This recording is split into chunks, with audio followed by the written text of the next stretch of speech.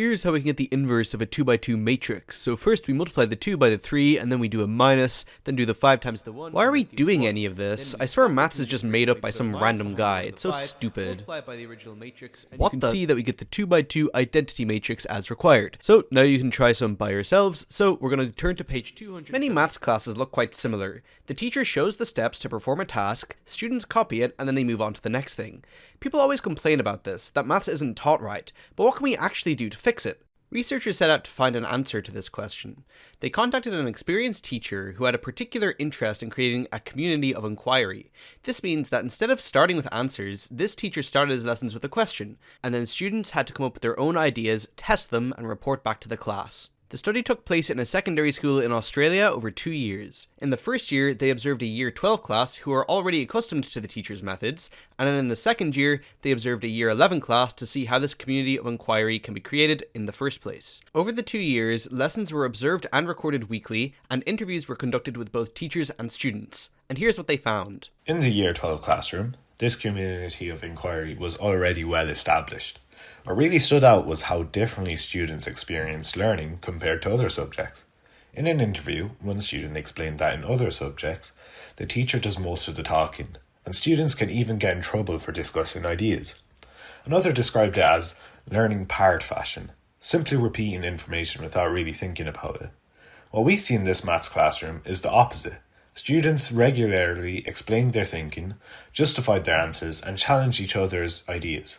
Instead of directing everything through the teacher, students spoke directly to one another, building on different approaches and questioning each other's reasoning. The teacher also stepped back at times, allowing students to evaluate ideas themselves rather than immediately confirming answers. This shifted responsibility onto the students, encouraging them to take ownership of their learning. As a result, students became more confident and independent. They are willing to admit when they didn't understand something and use discussion to work through it. Learning wasn't about getting the answer quickly, it was making sense of the maths. But this doesn't happen overnight, so how is this kind of classroom actually created? To see how, let's have a look at a lesson from the Year 11 class. The teacher first asked students how they could find the values of A, B, C, and D such that this equation was true. This would be equivalent to finding the inverse of a 2 by 2 matrix. After solving the simultaneous equations, these values were obtained.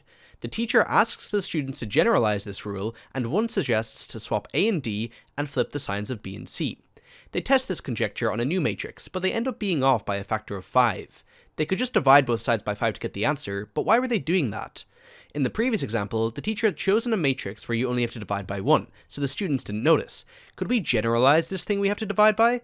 Students were told to experiment as homework and report their ideas the next day. So, let's summarize what this means for both teachers and for students. What this research shows is that the difference isn't just in what is taught, it's in how students are positioned in the classroom. Let's have a look at what that means. When students only listen, learning becomes passive, understanding is often superficial. But on the other hand, when students are expected to think and discuss, learning becomes active, understanding becomes deeper. So what does this mean? Well, for teachers this means creating space for discussion, encouraging reasoning, not just answers, and allowing students to explore and make mistakes. For students, this means engaging with ideas, not just copying steps, questioning and explaining their thinking, and learning through collaboration. If we want deeper learning in mathematics, the focus needs to shift from simply delivering content to building classrooms where thinking is shared, challenged, and developed together.